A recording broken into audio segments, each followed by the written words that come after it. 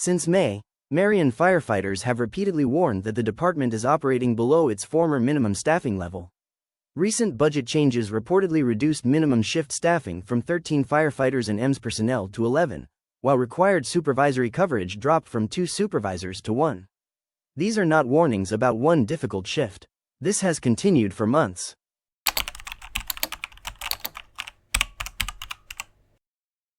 The danger becomes clear when several emergencies happen at once. In one recent example, Marion crews were simultaneously handling a crash with entrapment, a motorcycle versus car collision, and a call involving downed trees. Only one supervisor was reportedly available to oversee emergencies across the entire city.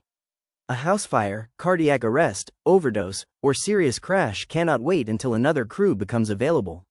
When multiple calls happen at once, staffing matters.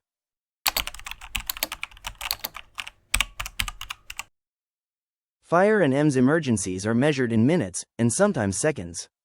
Marion has experienced several serious and fatal traffic accidents. We cannot claim that additional staffing would have prevented any specific death. But residents are justified in asking whether fewer firefighters, fewer medical crews, and possible response delays increase the risk of preventable loss. That question becomes more urgent when firefighters themselves are sounding the alarm.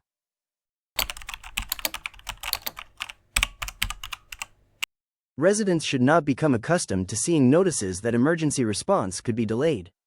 Operating below the former staffing minimum should not become Marion's new normal simply because the warnings have become routine.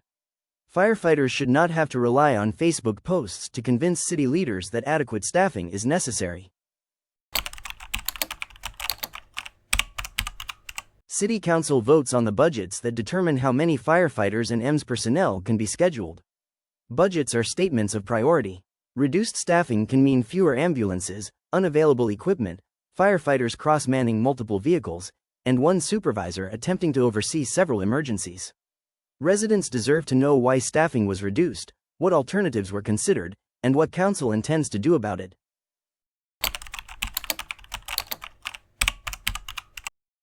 Facebook comments alone will not change the city budget. Attend a city council meeting. Speak during public participation. Contact your ward representative and all 3 at-large council members. Ask whether they support restoring minimum staffing from 11 personnel to 13. Ask whether they support restoring 2 supervisors per shift. Ask what funding options are being considered, and ask for an answer on the public record.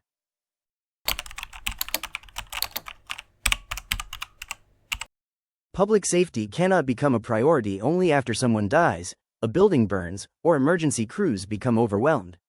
Residents do not need to understand every line of the city budget. They only need to understand that Marion's firefighters and EMS personnel are warning that current staffing may affect emergency response. That should be enough to demand a public discussion.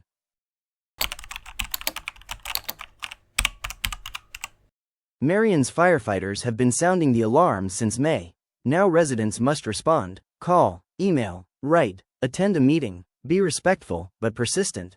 Ask council members to publicly support restoring minimum staffing to 13 personnel and adequate supervisory coverage. The next regular city council meeting is scheduled for Monday, July 13, 2026, at 6:30 p.m. at Marion City Hall. Everyone hopes they will never need the fire department.